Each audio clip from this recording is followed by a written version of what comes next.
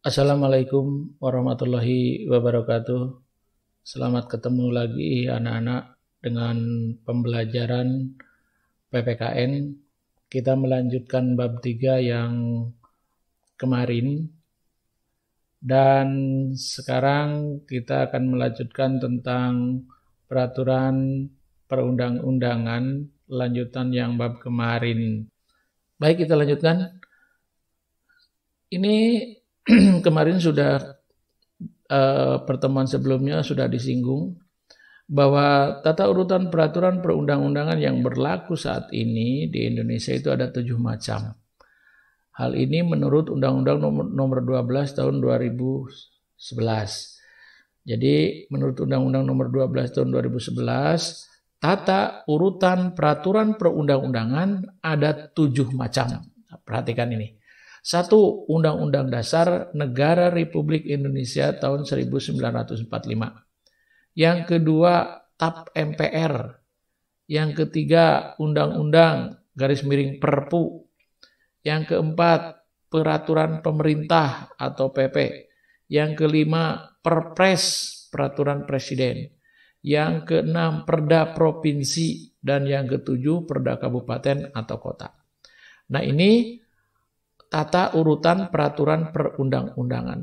Karena disebut tata urutan, maka ini harus urut. Nah, harus urut. Nah, dari nomor 1 sampai nomor 7. Tidak boleh dibulak-balik. Misalnya Undang-Undang Dasar nomor 3, Undang-Undang nomor 1, tidak boleh. Namanya saja tata urutan atau hierarki. Jadi hierarki itu artinya tata urutan. Harus urut dari yang paling tinggi Undang-Undang Dasar 45 sampai yang paling rendah Perda Kabupaten atau Kota. Nah, ini perlu dipahami yang namanya tata urutan peraturan perundang-undangan seperti ini. Nah, kita coba jelaskan satu persatu walaupun secara garis besar. Yang pertama, Undang-Undang Dasar Negara Republik Indonesia tahun 1945. Apa artinya? UUD 45 artinya adalah hukum dasar yang tertulis yang merupakan peraturan negara tertinggi dalam tata urutan peraturan perundang-undangan. Ingat ini, yang tertinggi. Nih, tertinggi. Tertinggi maksudnya apa? Ini dalam urutannya nomor 1. Nah, lihat ini. Nah, ini nomor 1 ini. Itu artinya tertinggi. Nah, jadi Undang-Undang Dasar 45 itu adalah hukum dasar yang tertulis yang ada dalam tata urutan peraturan perundang-undangan itu paling tinggi. Ya, nomor 1. Ini pengertiannya secara garis besar seperti ini.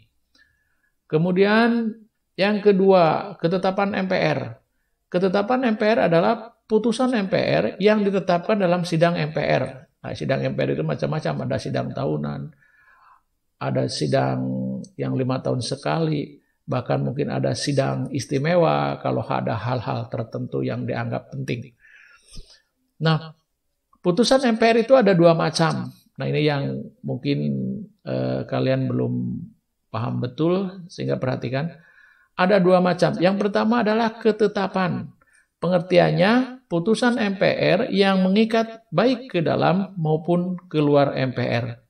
Kemudian keputusan yaitu putusan MPR yang mengikat ke dalam MPR saja. Nah, coba perhatikan ini kalimat mengikat baik ke dalam maupun keluar MPR. Mengikat ke dalam itu artinya berarti mengikat terhadap anggota MPR. Mengikat keluar MPR itu berarti mengikat seluruh rakyat Indonesia. Nah, itu. Jadi berarti ketetapan itu adalah putusan MPR yang mengikat anggota MPR dan juga mengikat seluruh masyarakat Indonesia. Jadi ketetapan itu berlaku untuk semua masyarakat Indonesia, itu intinya. Nah, berbeda halnya dengan keputusan. Keputusan adalah putusan MPR yang mengikat ke dalam MPR saja. Jadi yang harus memenuhi atau mematuhi keputusan MPR itu hanya anggota MPR. masyarakat tidak harus memenuhi karena tidak terikat. Nah, contoh keputusan MPR itu adalah tata tertib dalam sidang MPR misalnya. Tata tertib itu berarti berlaku untuk anggota MPR saja. Kita yang bukan anggota MPR tidak terlibat atau tidak terikat dengan tata tertib MPR. Sedangkan ketetapan berlaku untuk semuanya. Nah, seperti itu. Ini bedanya ketetapan dan keputusan. Kemudian yang ketiga, undang-undang. Undang-undang adalah peraturan perundang-undangan yang dibentuk oleh DPR dengan persetujuan bersama Presiden. Nah, ini yang tadi dikatakan bahwa undang-undang itu adalah salah satu peraturan perundang-undangan. Jadi kalau kita bicara tentang peraturan perundang-undangan, tidak hanya undang-undang saja. Undang-undang itu adalah salah satu. Ini urutan nomor 3. Jadi undang-undang adalah peraturan perundang-undangan dibuatnya oleh DPR bersama-sama dengan Presiden. Nah, itu namanya undang-undang. Kemudian Perpu. Perpu itu kekuatannya sederajat dengan undang-undang. Kita lihat pengertiannya. Perpu adalah peraturan perundang-undangan yang ditetapkan oleh Presiden dalam hal ihwal kepentingan yang memaksa. Nah, ini yang urgen di sini nih. Kepentingan yang memaksa. Kalau ada kepentingan memaksa dan hal ihwal kegentingan, maka Presiden harus menerbitkan Perpu. Nah, kalau dalam keadaan normal, bukan Perpu yang diterbitkan, tapi undang-undang. Nah, ini kenapa sekarang diterbitkan Perpu? Karena hal ihwal kepentingan yang memaksa. Ini kalau tidak segera dikeluarkan Perpu, mungkin akan terjadi kegentingan. Makanya Presiden segera membuat Perpu untuk mengganti undang-undang. Kenapa bukan undang-undang? Undang-undang itu pembuatannya prosesnya lama. Karena ini kepentingannya memaksa, supaya cepat, maka dibuat Perpu. Nah, itu seperti itu. Ya, itu bedanya undang-undang dengan Perpu. Kekuatan hukumnya sama. Sama itu dalam arti levelnya sama, nomor 3. Cuma undang-undang dibuat bersama-sama Presiden dan DPR, Perpu dibuat oleh Presiden dalam keadaan memaksa. Berikutnya, peraturan pemerintah atau PP. Peraturan perundang-undangan yang ditetapkan oleh Presiden untuk menjalankan undang-undang sebagaimana mestinya. Jadi kalau ada undang-undang, pasti ada peraturan pelaksananya.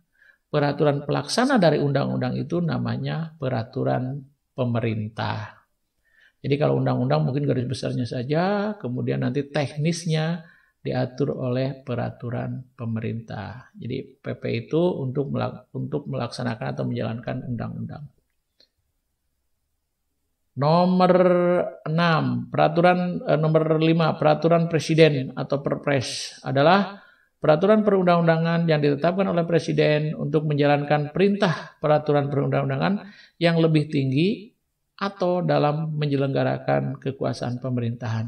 Nah, jadi peraturan Presiden itu kalau ada teknik yang harus dilaksanakan atau perintah dari peraturan perundang-undangan, maka dibuatlah peraturan Presiden. Tentu saja ini dibuat oleh Presiden. Namanya saja peraturan Presiden.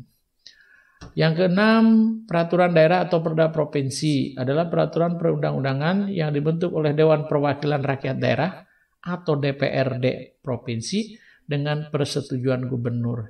Ingat, provinsi itu berarti perdanya dibuat oleh DPRD provinsi dengan persetujuan gubernur.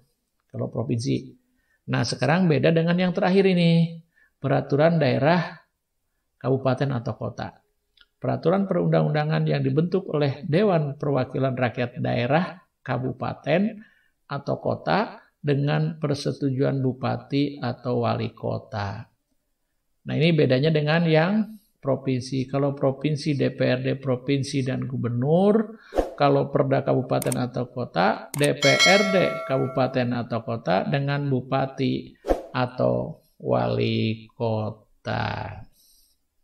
Nah, itu anak-anak untuk asas-asas dan tata urutan peraturan perundang-undangan. Semoga bermanfaat. Sekian dulu. Kita lanjutkan pertemuan yang akan datang. Wassalamualaikum warahmatullahi wabarakatuh.